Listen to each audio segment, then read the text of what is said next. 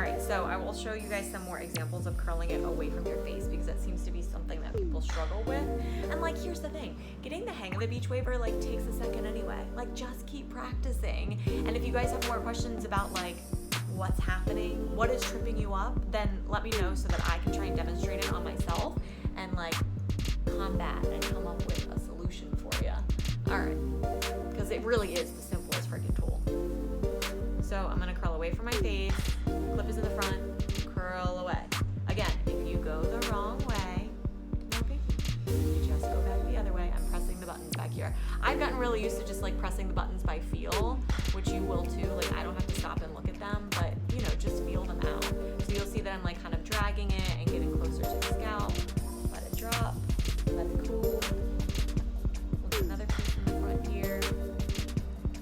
Okay, pull the hair out, clip is in the front. Leave some ends out if you want to for that lived-in look.